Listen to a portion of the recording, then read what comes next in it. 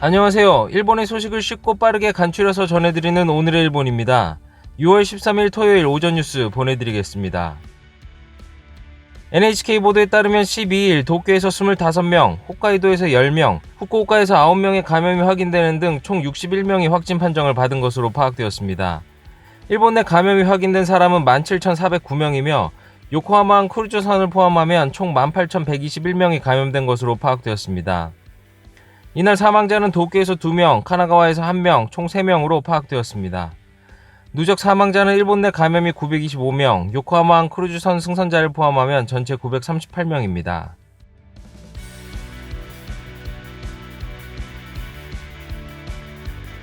이날 도쿄에서는 20대에서 50대까지 남녀 25명이 신규 확진 판정을 받은 것으로 파악되었습니다.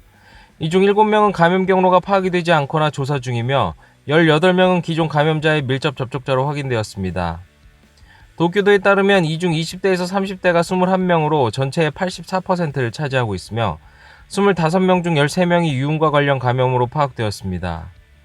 한편 80대 여성 2명이 사망하였으며 이로써 누적 확진자 수는 5,473명, 누적 사망자 수는 313명이 되었습니다. 또한 도쿄가 제시한 지표로 일주일간 신규 감염자 수의 평균은 18.6명, 감염 경로의 불명의 비율은 42.3%이며 주당 증가 비율은 1.03배로 감염자의 증가 경향을 보이고 있습니다. 다음 소식입니다. 코로나19 대책을 담은 2020년도 제2차 추경 예산안이 12일 참의원 본회의에서 통과되었습니다. 세출 총액은 31조 9,114억 엔으로 사상 최대 규모이며 자민공명양당과 입헌민주, 국민민주, 일본유신회 등 야당의 찬성을 얻어 통과되었습니다. 이번 추경은 117조 1천억 엔의 사업 규모이며 종업원의 휴업수당 일부를 보조하는 고용조정지원금과 사업자 월세 부담을 경감하는 월세지원 보조금 등이 담겨 있습니다. 구체적 용도가 정해지지 않은 예비비 10조 엔에 대해 아베 총리는 앞으로 벌어질 다양한 사태에 신속하고 충분히 대응하고 국민의 건강과 고용 사업을 지켜나가겠다라며 거듭 이해를 구하였습니다. 야당은 17일에 회기말을 맞이하는 국회의 연장을 요구하고 있지만 정부와 여당은 코로나19 대응에 집중한다는 이유로 연장하지 않을 방침으로 알려졌습니다. 이에 입헌민주당의 에다노 대표는 당 모임에서 제2차 추경이 성립돼도 예비비의 사용처를 국회에서 설명하고 코로나 대책을 진행하지 않으면 안 된다며 국회를 멈추지 않는 것은 당연하다. 국회를 예정대로 폐회하는 것은 코로나 대책을 내던지고 달아나는 것뿐이다. 도망가는 정권이라면 정권을 넘겨라라며 비판하였습니다. 다음 소식입니다. 코로나19의 영향으로 일을 쉬었지만 휴업수당을 받지 않는 노동자에 대한 새로운 급부제도를 제정하는 고용보험법의 임시특례법이 12일 참의원 본회의에서 만장일치로 통과되었습니다. 이 제도는 중소기업에서 근무하는 사람을 대상으로 월 33만 엔을 상한으로 임금의 80%를 지급하며 정부는 고용조정지원금을 확충하고 기업의 휴업수당 지급을 촉구하며 직접급부도 함께하여 영업자숙 등으로 수입이 감소한 노동자의 구제를 도모할 방침입니다. 또한 이 특례법은 감염 확대로 구직이 어려운 사정을 고려하여 실업수당 급부 일수에 대해 최대 60일을 연장합니다. 다음 소식입니다. 일본에서 일하는 외국인을 지원하는 출입국 재료관리청 등 관계기관의 창구를 하나로 한 외국인 재료 지원센터가 다음 달 6일 도쿄 신주쿠구 요츠야에 설치됩니다. 센터는 출입국 재료관리청 일본 사법지원센터 등 8개 기관의 창구가 들어오고 외국인의 법률 문제 상담에 대응 및 자치단체나 기업에 대한 외국 인력이나 유학생의 수용 촉진을 위한 정보를 제공할 것이며 일부 업무는 이달 22일부터 시작됩니다.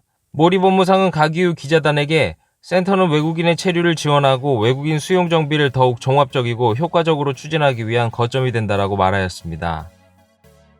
다음 소식입니다. 후생노동성은 12일 코로나19 바이러스에 감염된 환자가 PCR 검사 없이 태어날 수 있는 기준을 원칙적으로 발병으로부터 10일 경과하고 증상이 개선된 지 72시간 지난 경우로 수정을 하였습니다. 현재는 발병부터 14일 경과 후였으나 세계보건기구의 기준 변경을 바탕으로 개정하였습니다. 무증상자의 퇴원 기준도 14일에서 10일 경과로 단축하였으며 검체 채취일로부터 6일 경과하고 다시 24시간 이상의 간격으로 2회 PCR 검사에서 음성인 경우도 퇴원을 인정하는 새로운 기준도 마련하였습니다. 또한 후생노동성은 코로나19 바이러스 감염자와 밀접 접촉했을 가능성을 알리는 스마트폰용 앱의 제공을 다음 주에 시작한다고 밝혔습니다. 이는 이용자들이 1m 이내에 15분 이상 있으면 서로의 단말기에 데이터가 남도록 설계되었습니다. 이용에 대해서는 사용자의 선택이며 스마트폰 앱스토어에서 다운로드하여 이용이 가능합니다. 무선 통신 기능으로 서로의 단말기의 데이터를 기록하여 검사에서 양성으로 진단된 사람이 앱에 입력하면 과거 2주의 기록을 검색하여 밀접 접촉자에게 통지합니다. 또한 GPS를 사용한 위치 정보는 쓰지 않고 개인 특정에 연결되는 정보도 취급하지 않는 걸로 알려졌습니다. 다음 소식입니다. 도쿄올림픽을 둘러싸고 코로나19를 이겨 완전한 형태로 개최한다라는 입장을 고수해온 일본 정부가 완전한 형태의 정의를 수정하기 시작하였습니다. 이는 코로나19로 인해 완전한 형태는 어려워졌기 때문입니다. 스가 요시히데 관방장관은 11일 기자회견에서 내년 여름대회에 대해 세계의 선수들이 만전의 컨디션을 갖고 관객들에게도 안심인 대회, 즉 완전한 형태에서 실시할 수 있도록 도쿄도와 IOC 등과 연계하겠다고 강조하며 경기 실시와 관객의 안전이 확보되면 완전한 형태의 대회가 된다는 인식을 내비쳤습니다. 아베 총리가 3월 G7 정상 화상회의에서 완전한 실시를 주장하였을 때는 세레머니 축소, 산밀 회피, 참가자 감축 등은 고려하지 않았습니다. 하지만 대회 간소화가 거론된 이후 일본 정부는 대회 규모 등을 언급하지 않았으며 이는 올림픽 중지를 피하기 위해 감염 방지책 등을 논의하는 환경을 만들려는 의도가 있는 것으로 보여집니다. 다음 소식입니다. 12일 다음 주 18일 고시되는 도쿄 도지사 선거에 도쿄의 코이케 지사가 도청에서 기자회견을 열고 재선 입후보를 표명하였습니다. 코이케 씨는 매우 중요한 과제는 코로나19 대책이다. 싸움은 끝난 것이 결코 아니고 오히려 이제부터가 시작이다. 제2파에 대비한다. 이 싸움에 이기지 않으면 위드 코로나, 포스트 코로나 도쿄를 그릴 수 없다라고 말하였습니다. 또한 이번 선거에서 정당의 추천을 요구하지 않을 생각도 나타냈습니다. 코이케 씨는 4년 전에 도지사 선거에서 자민 공명 양당 등이 추천한 후보 등을 꺾고 당선 뒤 첫 여성 도지사가 되었으며 선거 전에서는 코이케 씨의 지난 도정의 평가나 코로나19 대응 등이 쟁점이 될 전망입니다. 한편 레이와 신생구미의 야마모토 타로 대표는 출마 의사에 대해 아직 검토 중이라고 밝혔습니다. 다음 소식입니다. 자민당의 니카이 토시히로 간사장은 11일 당내의 포스트 아베 후보와 잇따른 만남을 가졌습니다. 이는 아베 총리의 구심력 저하가 계속되어 다음을 내다본 움직임으로 풀이됩니다. 니카이 씨는 당사에서 열린 의원연맹 회의에서 이시바 시게루 전 간사장과 동석하였으며 9월 예정된 이시바파 파티에서 니카이 씨의 강연이 결정된 직후인 만큼 두 사람의 가까움을 알렸습니다. 또한 포스트 아베를 겨냥한 움직임을 보이고 있는 시모무라 선대위원장과 이나다 간사장 대행 중심의 의원연맹 회의에도 참석하여 과감히 전진하도록 힘써라라며 성원을 보냈습니다. 한편 총리의 의중의 사람이라고 알려진 키시다 후미오 정조회장에 대해 니카이 씨는 평가하지 않는 것으로 알려졌으며 키시다 씨가 주재하는 새 국제질서 창조전략본부의 회동에서도 니카이 씨는 불참한 것으로 파악되었습니다. 다음은 간추린 단신 소식입니다. 칸사이 전력은 8일 금품 수령 문제를 둘러싼 야기마코토 전 회장 등 5명에 대해 약 13억엔의 손해를 끼쳤다고 인정하는 이사책임조사위원회 보고서를 발표하였으며 이에 대해 옛 경영진에 손해배상을 요구하고 제소할 방침인 것으로 12일 알려졌습니다. 제소 대상은 5명 전원이 될 것으로 보이며 배상 청구액은 13억엔을 크게 넘어설 전망입니다. 이는 15일 임시감사역회의의 의견을 정리하여 최종 판단할 예정입니다. 일본 우정은 12일 사나이 일본 우편과 칸포 생명보험 직원 총 120명이 코로나19 바이러스의 영향으로 위장하여 개인 사업주들을 구제하는 지속화 보조금을 신청했다고 발표하였습니다. 영업자재로의 수익 감소를 보조금으로 보완하는 것은 제도의 취지에 반하며 판매 비리에 해당하기 때문에 대부분의 사원은 이미 신청 취소나 반환에 응했지만 일본 우정은 절차에 응하지 않은 수십 명에게 반환을 요청하고 있습니다.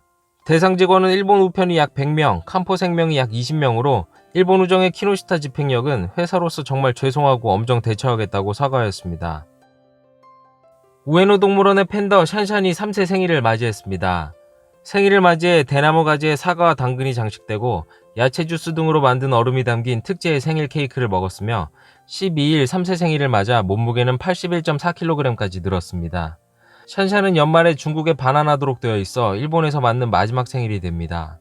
우에노 동물원은 코로나19 영향으로 휴원이 계속되고 있었지만 23일부터 약 4개월 만에 재개된다고 하며 입장은 인터넷이나 전화에 의한 사전 예약이 필요하다고 합니다.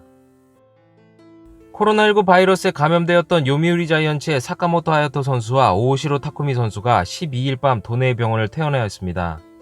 이 두 사람은 항체 검사에서 양성 반응을 보여 PCR 검사를 한 결과 양성 판정을 받았습니다. 이후 후생노동성에 완화된 퇴원 기준이 적용되어 두 선수는 이날 퇴원을 하였습니다. 이 두 선수의 확진으로 인해 요미우리 구단 전원에 대해 PCR 검사를 진행하여 음성 판정을 받은 바 있습니다. 또한 프로야구 개막을 앞두고 전 구단의 선수 및 스태프를 대상으로 PCR 검사를 진행한다고 12일 일본 야구 기구에서 밝혔습니다. 타에게 의한 검사를 할 예정이며 요미우리와 한신구단은 검사를 완료했다고 밝혔습니다. 소니 인터랙티브 엔터테인먼트는 12일 신형 콘솔 플레이스테이션 5의 디자인을 처음 공개하였습니다. 본체는 차세대 규격인 울트라 HD 블루레이 디스크 드라이브를 갖춘 일반 모델과 인터넷을 통해 다운로드 게임만 즐길 수 있는 PS5 디지털 에디션 모델의 두 종류가 공개되었습니다. 소프트웨어로는 스파이더맨, 레지던트 이블의 신작 등을 발매할 예정이며 출시는 연말로 알려졌으나 구체적인 일정과 가격은 공개하지 않았습니다. 오늘 일본 소식은 여기까지입니다. 주말의 시작인 토요일입니다. 즐거운 주말 되시길 바라겠고요. 저는 또 새로운 소식으로 찾아뵙도록 하겠습니다. 시청해주셔서 감사합니다. 이그저튜브였습니다.